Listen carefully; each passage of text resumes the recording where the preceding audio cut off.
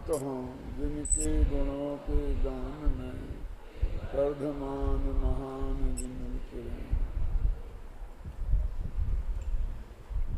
समय सार परमागम की 49वीं गाथा चल रही थी, जिसमें अरसादी 9 बोलों के माध्यम से आत्मा का वास्तविक स्वरूप क्या है ये समझाया था। 8 बोल नेगेटिव थे, नास्ति रूप थे, और एक चेतना गुण ये शब्द पॉजिटिव था।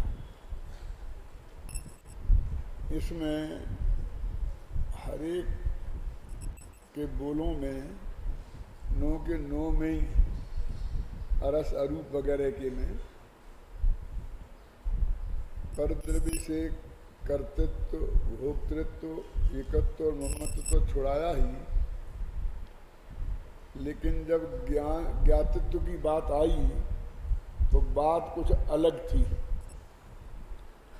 जिस तरह एकत्व, ममत्व, कर्तृत्व का निषेध एकदम निर्दयता से किया ना, कि आत्मा में रस नहीं है, रूप नहीं है, गंध नहीं है, स्पर्श नहीं है, आत्मा का ये इनका स्वामी नहीं है, आत्मा इनका कर्ता भोक्ता नहीं है।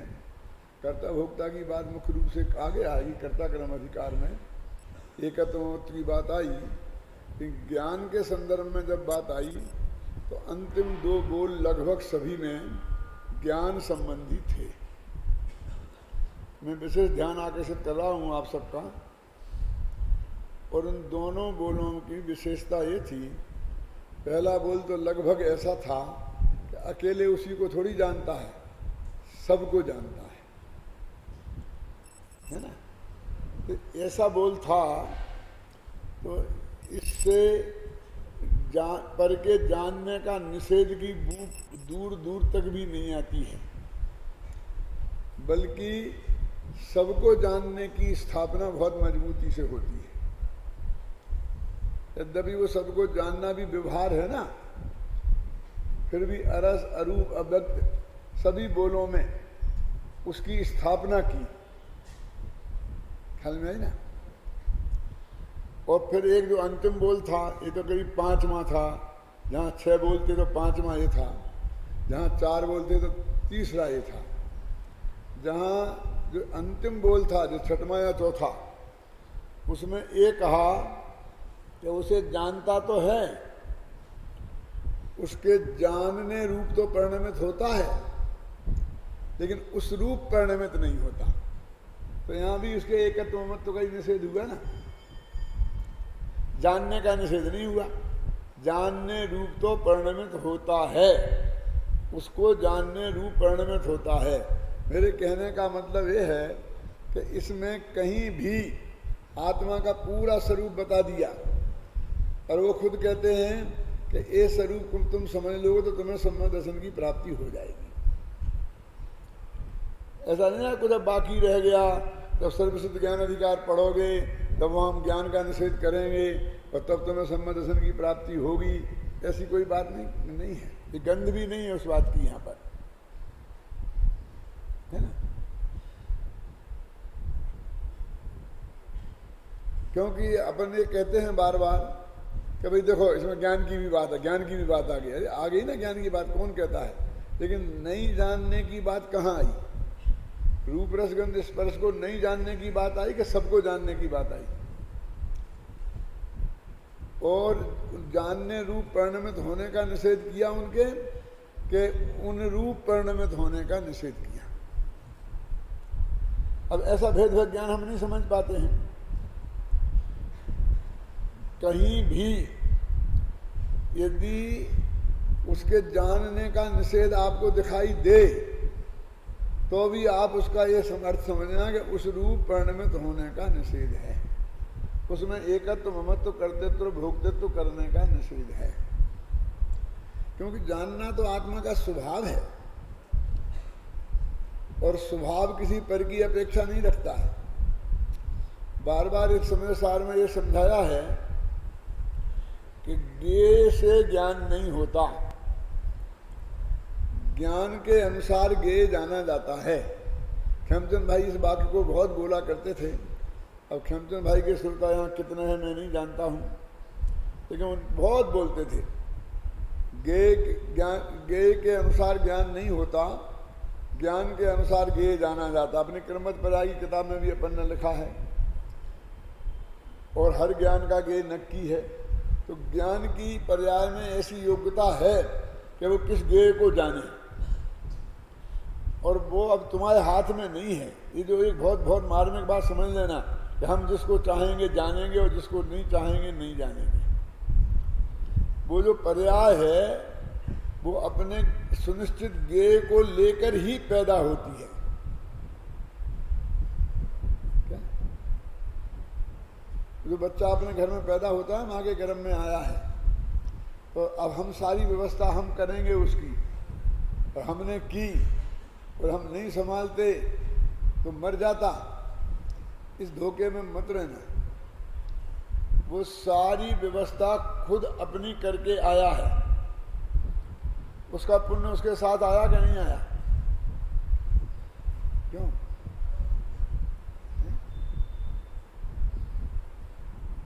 ये जो माँ बाप कहते हैं, उन माँ बाप से मैं पूछना चाहता हूँ कि जब तक वो बच्चा पैदा नहीं हुआ था तो माँ के स्तनों में दूध कहाँ था? तुम लाए हो। क्यों? तुम तो एक निमित्त मात्र हो कि उस रास्ते से वो आया है, बस इतनी सी बात है। क्यों? समझ में आया ना?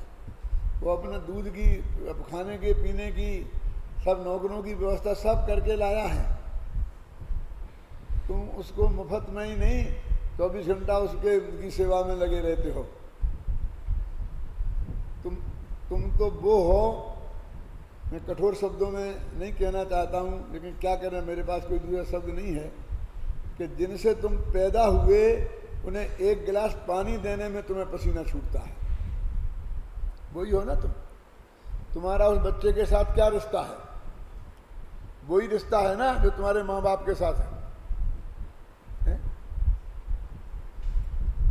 प्रकाश हितेशी एक बात बहुत मार्मिक ढंग से कहते थे। अपने स्मारक में जब आए तो कई दफा उन्होंने कही बात।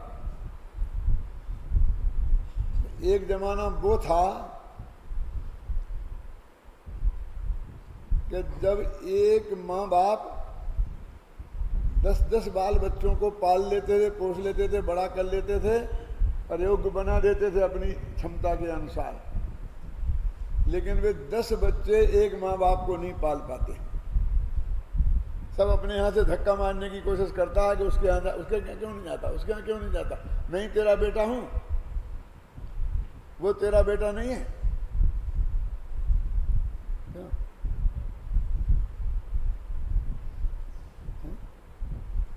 और आज तो हमको एक बच्चा पालना भारी पड़ता है, क्योंकि जितनी हमारी तनख्वाह आती है वो सब उसकी फीस में ही चली जाए, और जितना हमने जोड़ा है उसे भर्ती करने में ही चला जाए।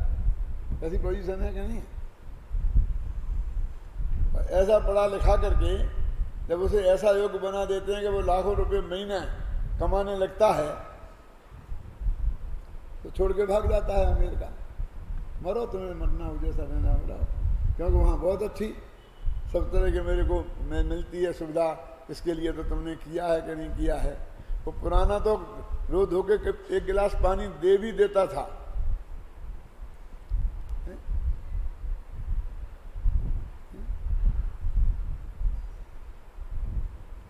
इन लोगों के लिए हम अपना सर्वस्व जीवन लुटा रहे हैं। क्यों?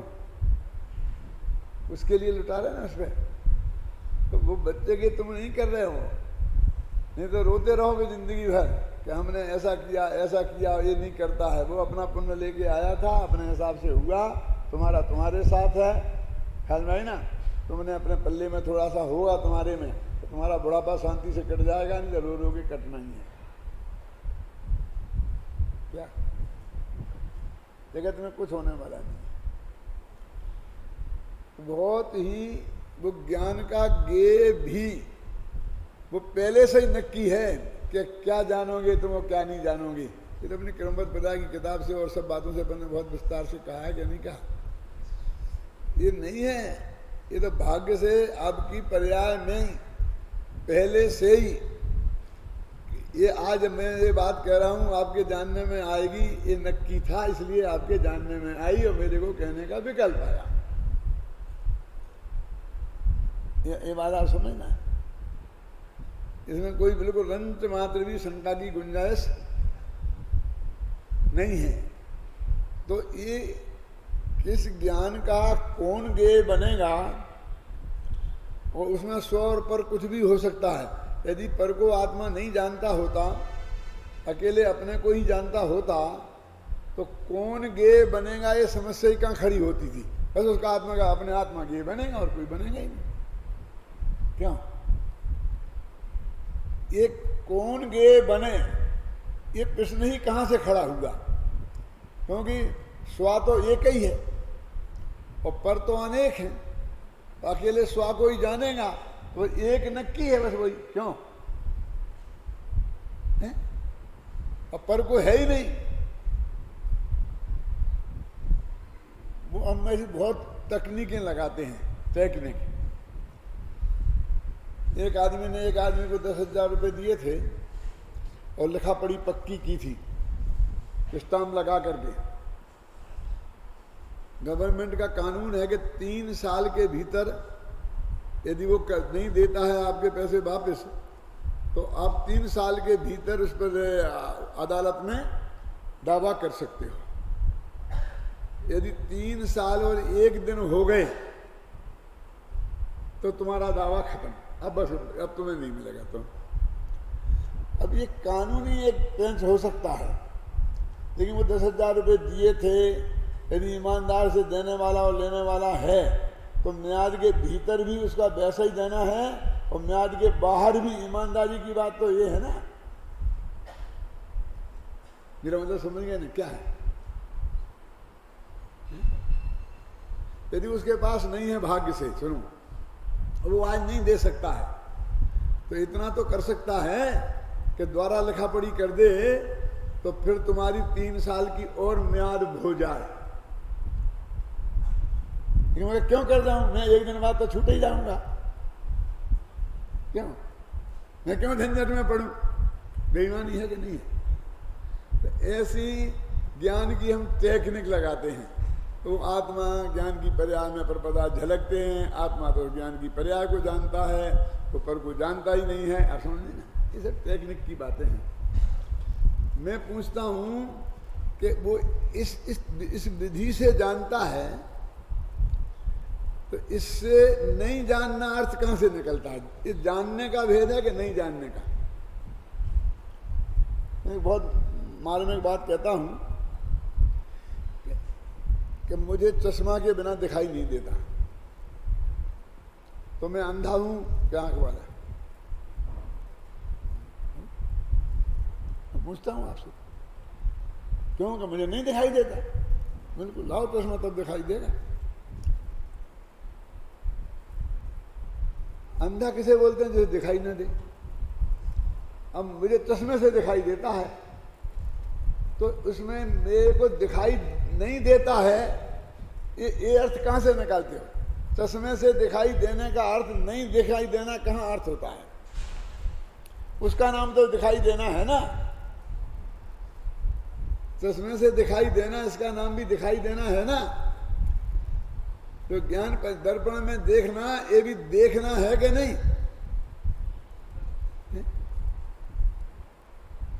डॉक्टर के पास आप गए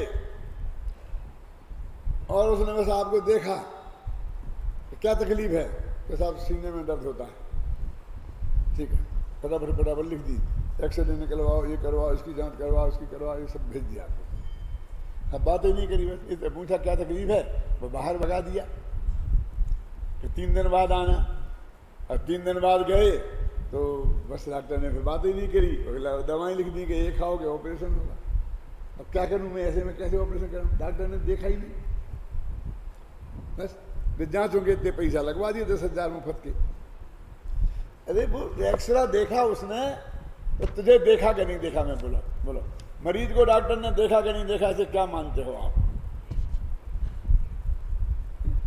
क्योंकि अंदर की जो हड्डी है उसमें क्या डिफेक्ट है ये तुम्हें देखने से नहीं आएगा समझ में, कोई एक्सरा देखने से आएगा। तुम्हारे खून में क्या कमी है, कोलेस्ट्रॉल में क्या कमी है, ये वो खून की रिपोर्ट देखने से आएगा समझ में। तो बोलो उसको देखना माने कि नहीं माने, मुझे बताओ। इस जगत में ऐसा जो कहता है कि डॉक्टर ने देखा ही नहीं मुझे और कह दिया तो मैं वापस तुम्हारा ऑपरेशन होगा और मेरा पेट चीर दिया, क्या वो ये मानता है कि बहुत अच्छी तरीके से देखा, एक घंटे तक, फिर डॉक्टरों की कॉन्फ्रेंस बुलाई, फिर तय किया कि ऐसे इसका क्या करना चाहिए, ऐसा हो सकता है कि नहीं हो सकता, इसमें उसने 8 दिन लगा दिए, क्यों? फिर बाद में सबने तय किया कि हाँ इसका ऑपरेशन करना चाहिए, तब किया गया, तो क्या करना चाहिए? तो ये लोग जो कहते हैं कि वो ज्ञान में झलका इसलिए नहीं देखा, वे उन जैसे हैं जो वो बिना पढ़ी लिखी माँ बहन जो कहती है ना कि मुझे डॉक्टर ने देखा ही नहीं, शिकायत बनी रहती है उसकी, और जबरदस्ती उसने मेरा पेट चीर के रख दिया है कि नहीं? बोलिए, वो उस जैसी है। और जो वो देखा कहता है वो ये है कि भाई वो उसकी विधि ये है, प्रक्रिया ये है देखने की। बड़े डॉक्टर नहीं देखते हैं कि छोटे के पास जाओ तो कम से कम ब्लड प्रेशर तो लेता है, क्यों? ऐसे जवान खुलवा के तो देखता है, पल्स तो देखता है, यहां पर लगा आला लगा के तो देखता है, लेकिन इसने तो वो भी नहीं देखा।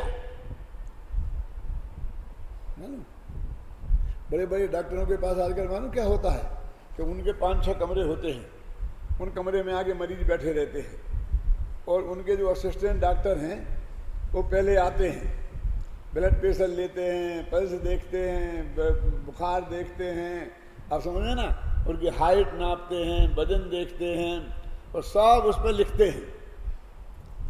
क्यों? पूरा तैयार करके करते कि नहीं, बिल्कुल एकदम करके। फिर वो डॉक्टर आता है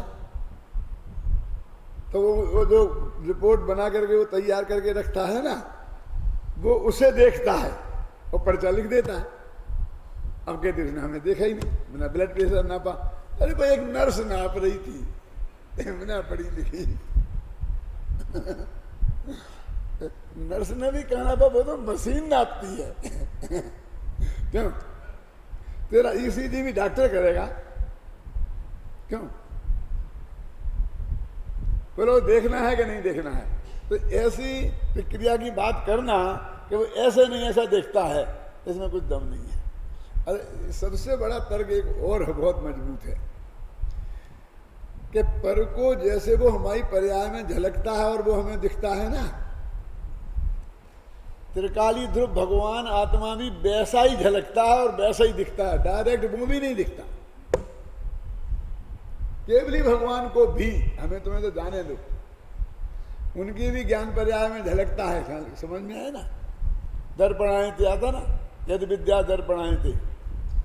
तो यदि तुम वो डायरेक्ट नहीं जानता है, ज्ञान पर्याय में झलकता है और उसे जानता है, इसको नहीं जानना कहोगे तो फिर आत्मज्ञान कभी होगा ही नहीं, क्योंकि आत्मा को जानना भी कोई नहीं जानना कहना पड़ेगा। पर को जानता नहीं जानता और अपने को जानता, ये कैसे कह सकते हो? तो उसी विधि से आत्मा को जानना वो निश्चय हो गया और उसी विधि से पर को जानना वो व्यवहार हो गया। ये कहाँ का न्याय है? तो क्या निश्चय व्यवहार है, लेकिन वो उस विधि से जानने के कारण वो व्यवहार नहीं है। तन्मय होके नहीं जानता इसलिए व्यवहार है, पर ये इसे तन्मय होके जानता है इसलिए इसका नाम निश्चय है। और तन्मय होने का अर्थ क्या है? उपयोग की एकाग्रता नहीं, ये मैं हूं ऐसी श्रद्धा पूर्वक जानना, उसका नाम है तन्मय होके जानना। और ये मैं नहीं हूं ऐसी श्रद्धा पूर्वक जानना, उसका नाम है अतन्मय होके जानना। बस इतनी सी बात है। समझना दृष्टि पर पदार्थ को ये मैं नहीं हूं ऐसा जानता है, बस इतनी सी बात है। इसको इस अपेक्षा व्यवहार है।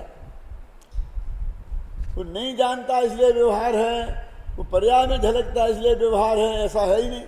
और ये जो वाक्य मैं आपको बोल रहा हूं सब शास्त्र के हैं, जिनवाणी के हैं।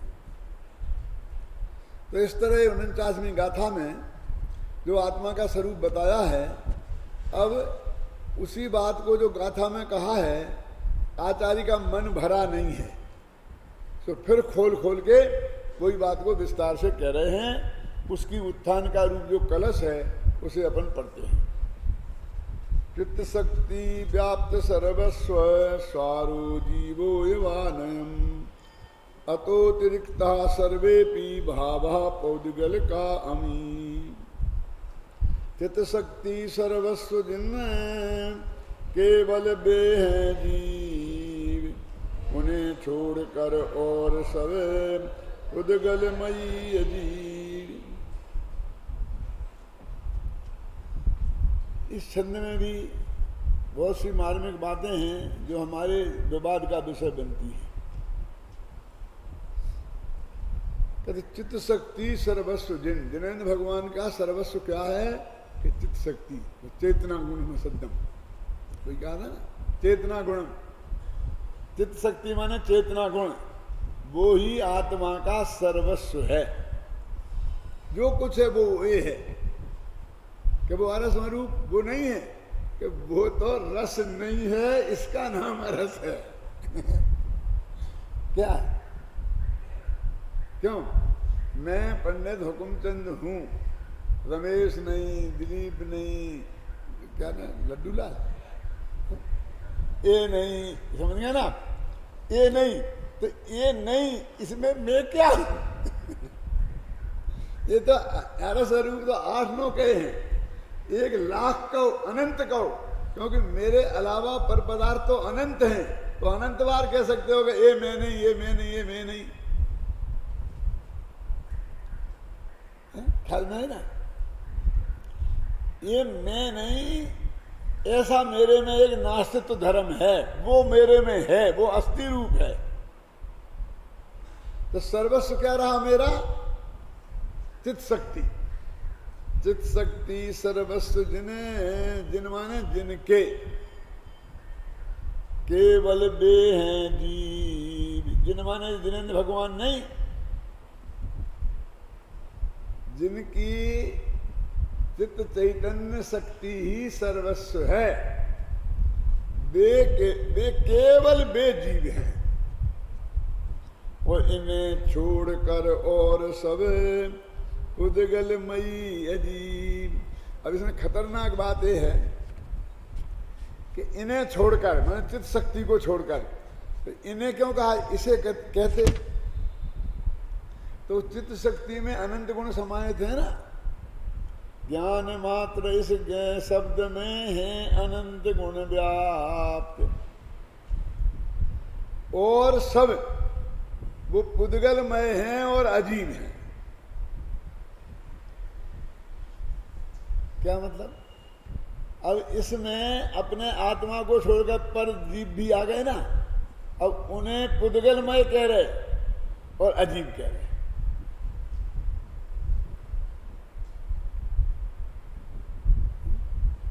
अमेरिका में एक भाई हैं,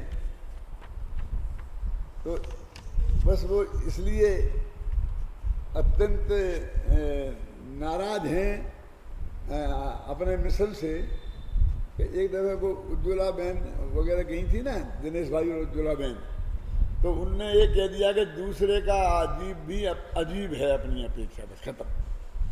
उन्हें अजीब कैसे कह सकते हो? इसमें अपेक्षा है, शास्त्र में लिखी बताओ, अब ये लिखी बताएं तो माने नहीं। कहाँ स्पष्ट कहाँ लिखा? क्या आप सुनना तो खत्म इसलिए। ऐसे ही अजमेर में वो कैलाश सुनी थे ना बुलंदशहर वाले, तो उनने आकर के यहाँ अजीब कह दिया था, तो यहाँ पर भी बहुत बड़ा दंगा हो गया था। अब ये तो ऐसी बात है कि हम बता रहे आगम का प्रमाण आप मानो तो मानो, लिखा ना उन्हें छोड़कर और सब, तो आकाश पुद्गल में ही है, अजीब तो आकाश को कह सकते हैं आप, लेकिन उनको पुद्गल में कही, तो क्या अर्थ है इसका? इसका ये अर्थ है कि हमें दुनिया को 2 भागों में बांटना है। एक भाग में अपने आत्मा को रखा है और दूसरे भाग में सबको रखना है। और सबको हमें एक नाम से कहना हो तो क्या करें? 5 द्रव्यों को हमें एक नाम से कहना हो तो क्या करें? कि पुद्गल धर्म अधर्म आकाश काल कहने से तो काम ये होगा नहीं, तो हमें अजीब कहना पड़ता है। अब आगम में भेद विज्ञान की दृष्टि से कहीं कहीं उन्हें अजीब नहीं कह के पुद्गल भी कह दिया, रूपी भी कह दिया, अचेतन भी कह दिया। अब वो अपेक्षा को अपन स्वीकार नहीं करेंगे तो वहां पर अपन गड़बड़ा जाएंगे।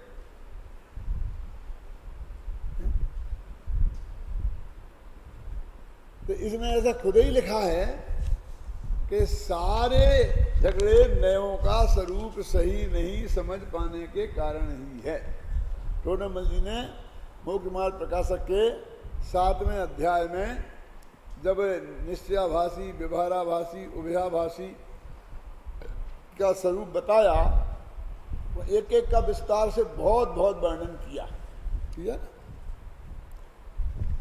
लेकिन वो तीनों का एक कॉमन बात कही उनने कि ये तीनों आदमी हैं जो निश्चयाभासी, व्यवहाराभासी और उभयाभासी, इनकी प्रवृत्तियां तो अलग अलग हैं, वृत्ति भी अलग अलग है, लेकिन गलती एक ही है सब में।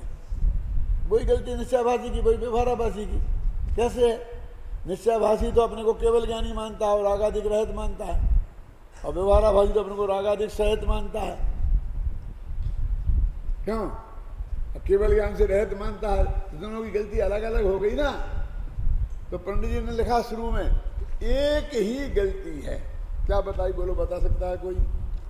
पंडित जी के शब्द में बहुत स्पष्ट शब्दों में लिखा है, क्योंकि वो निश्चय व्यवहार नय का स्वरूप नहीं जानते। एक ही गलती है, एक गलती निकल जाए तो न निश्चयाभासी निश्चयाभासी रहेगा, न व्यवहाराभासी व्यवहाराभासी रहेगा, न उभयाभासी उभयाभासी रहेगा। शुरू में लिख दिया जिनागम में समस्त कथन निश्चय व्यवहार से किया गया है, और ये निश्चय व्यवहार को नहीं जानता, इसलिए ये सारी गलती है। एक गलती है, और फिर उन्हें गलतियों के ढेर लगाए हैं, और जितना उन्होंने लगाए अपन कोशिश करें तो उनसे तिगुनी और अपन निकाल सकते हैं। लेकिन उसका परिणाम सिर्फ एक है। आपका हार्ट में तकलीफ थी, हार्ट का ऑपरेशन हो गया, बढ़िया बाल बदल गया, सब हो गया एकदम, अब हो गया एकदम, अब एकदम आप अप टू डेट हो। अब डॉक्टर के पास गए कि साहब कमर में दर्द रहता है, यहाँ दर्द रहता है, भूख नहीं लगती है, ये होता है, वो होता है, बहुत तकलीफ है। आप तो कहते सब ठीक हो जाए कि भैया वो कुछ नहीं है, अब तुम्हें कुछ नहीं है, जांच लिया हम, जांच करवा ली, कुछ नहीं है। कि कुछ कैसे नहीं है, हम तो भोग रहे हैं कि तुम्हें कमजोरी है। क्या है? वीकनेस है। आखिर तुम अभी ऑपरेशन से उठे हो, इतनी तकलीफ पाई है, अब वीकनेस है। क्यों? खाओ पियो चलो फिरो। नहीं नहीं नहीं, कोई दवाई लिख दो, दवाई भी लिख देंगे। क्यों? लेकिन चलो फिरो, खाओ, निश्चिंत हो गए रहो, फकर नहीं करो, अब कोई तकलीफ तुमको होने वाली, मरने वाले नहीं हो, हमारी गारंटी है।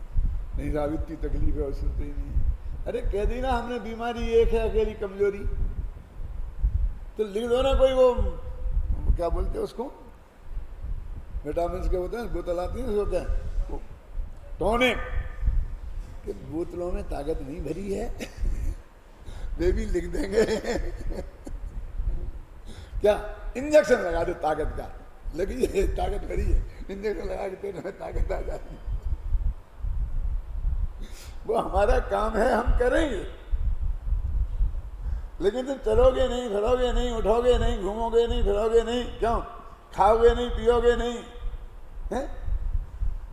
तो कमजोरी किसी कीमत पर जाएगी नहीं। एक बीमारी है, क्या नाम? कमजोरी। एक बीमारी है कि निश्चय व्यवहार का स्वरूप नहीं जानते हैं।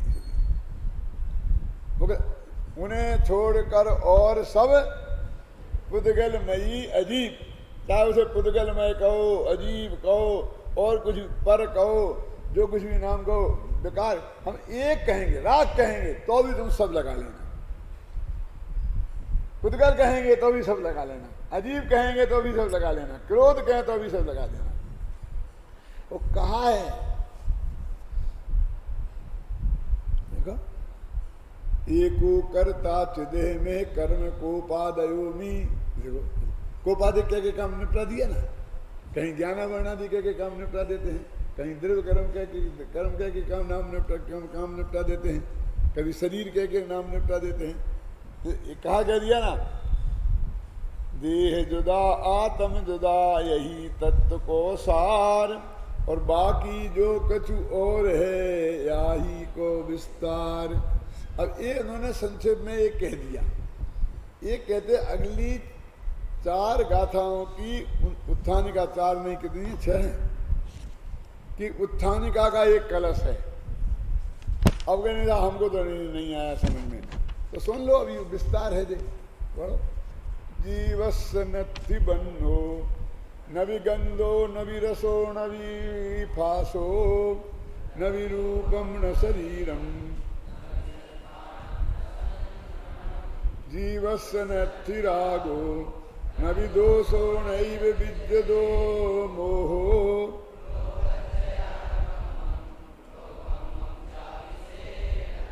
जीवस्य नत्थि भग्गो न भग्गना नैव फड्डया केयी,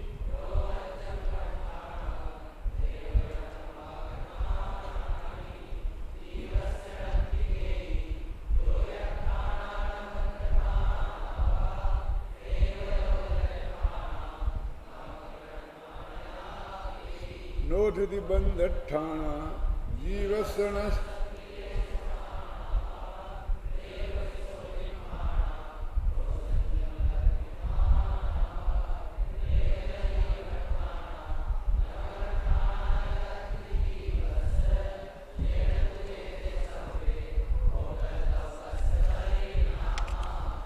ना, उसी को उन्हें कह दिया सब पुद्गल के परिणाम है, कहा ना।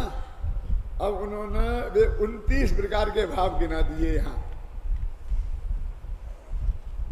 वर्ण से लेकर गुणस्थान पर्यंत। ऐसा अपना कलश भी आएगा आगे कि वर्ण से लेकर गुणस्थान पर्यंत जितने ये भाव हैं। देखो इसी के बाद है कलश 37वां, वर्णाद्यावा राग मोहादयवा भिन्ना भावा सर्व एवा सुपुंसा। आ गया ना, इसी में एक वर्णादि और एक रागादि, 2 ग्रुप है ना, वर्णाद्यावा राग मोहादयवा है ना। और ऐसे एक जगह आता है कि भाई ये अभी ये उन्होंने ये 29 बोल गिना दिए, कौन चाहे इन्हें अजीब कहो चाहे पुग्गल कहो, लेकिन इनमें जो 29 लेना है। अब वो तो ये कहेंगे कि एक का नाम ले में हम तो 29 समझ लेना, हम वर्ण से भिन्न कहेंगे तो 29, रस से भिन्न कहेंगे तो 29। आप समझेंगे ना कि ये तो अन्याय है। अन्याय नहीं है भैया। जब यहाँ पर कोई आदमी रास्ते में आता है, हॉल में किसी को भी आना मना है, ऐसा कर दे, चपरासी को खड़ा कर देते, तो वो जब आता है कि नहीं आप नहीं आ सकते। क्यों नहीं आ सकते? क्योंकि कोई नहीं आ सकता। जब वो आप नहीं आ सकते इतना ही बोलता है, वो कोई नहीं आ सकता है, वो तो जब आप पूछते हो तब बोलता है। क्या आपका अर्थ फिर वो सामान्य कहता है, क्रोध जीव नहीं है। क्यों नहीं है? कि माया लोभ और वर्ण आदि कोई जीव नहीं है, इसलिए वो भी जीव नहीं है। समझ गए ना आप? माने अब बार बार हम 29 नहीं गिनाएंगे। अध्यात्म में ऐसा है कि एक का नाम लें, एक को रोकें तो बाकी लंबे लोग इतने चले आ रहे हैं, उन्हें सबको समझ लेना चाहिए कि हमें यहाँ नहीं जाना चाहिए। हर एक को आकर के पूछने की जरूरत नहीं है। एक को उसने कह दिया कि पास हो तो बताओ, तो बाकी के जो लाइन लगा के खड़े हैं आने अंदर, उन्हें सोचना चाहिए कि हमारे पास नहीं है, हम चले जाएं चुपचाप। तो आत्मा होने का वर्णादि से लेके गुणस्थान पर्यंत ये सारे भाव हैं इसमें गिनाए हैं। वो जीव नहीं है, ये अर्थ समझना। अरसमरूप मगंधम। देखो पहले भी वही बात कही थी और वो मूल गाथा बीच में आ गई और फिर भी वही के साथ अब ये रिपीटेशन क्यों करते हो, हमें नई बात बताओ ना। अरे हमारे पास और कोई नई बात नहीं, एक ही है, इससे ही तुम्हारा काम हो जाएगा।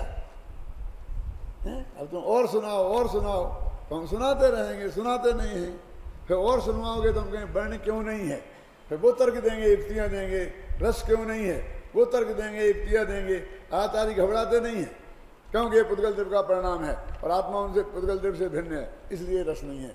ये क्योंकि ये पुद्गल द्रव्य का परिणाम है, आत्मा इससे भिन्न, पुद्गल से भिन्न है, इसलिए ये नहीं। वे 29 बार कह देंगे आचार्य। बोलो कैसा है वो? फिर फुरफुरबाजी सुनी थी कि नहीं सुनी थी? कि तेरी फिरबाजी कब खत्म होगी? और को समझाओ। कि और क्या समझाएं? बस ये आत्मा को छोड़कर और कुछ तेरा नहीं है, बस इतना ही। चित्त शक्ति सर्वस्व जिन, ये है केवल वे हैं जीव और उन्हें छोड़कर और सब पुद्गल मयी अजीत। ऐसा दुआ है कि लिखा लेना, जहाँ सो ना उसके सामने और पढ़ना उठा सो उसके डोर कर। चित्त शक्ति सर्वस्व जिन, वे हैं पुद्गल जीव, उन्हें छोड़कर और सब। नमोकार मंत्र लिखाओ तो बहुत बढ़िया है, नहीं लिखाओ तो भी चलेगा, ये लिखा लेना कि उससे महान है। देखो मैं झगड़े में नहीं पढ़ना चाहता हूँ, लेकिन मैं इससे कहना चाहता हूँ उसमें क्या, अरहंतों को नमस्कार हो, सिद्धों को नमस्कार हो, आचार्यों को नमस्कार, उपाध्यायों को नमस्कार हो, यही तो है ना। और इसमें क्या है बोलो? ये मंत्र बड़ा है कि वो मंत्र बड़ा है? उस मंत्र से पुण्य का बंध होगा और इस मंत्र से भेद विज्ञान हो गया, आत्मा का अनुभव दिए लेने पे जा सकते हो। बोलो लेकिन नमोकार मंत्र के विरुद्ध बोलना भैया, जैसे बोल मत देना कहीं ना, पिटे पिटे बना नहीं रहोगे तो मैं भी बदनाम होऊंगा और तुम भी बदनाम होंगे। तुम अंदर से सोचो गंभीरता से। यही तो है, पिताजी तुम्हें नमस्ते, माताजी तुम्हें नमस्ते, बड़े भाई साहब तुम्हें नमस्ते, जीजा जी तुम्हें नमस्ते, मामा जी तुम्हें नमस्ते, यही तो है। ये नहीं क्यों कि पिताजी की आज्ञा मानना कि सुबह सुबह सबको नमस्ते, सबके पैर छूना, बस है ना, हो जाएगा काम। इसलिए वो भी उसको छोड़ने की बात नहीं है। अपने पंच परमेष्ठी की, अपने गुरुओं की विनय मर्यादा तो हर एक को रखना ही चाहिए, लेकिन उसे आगे भी थोड़ा बढ़ना चाहिए।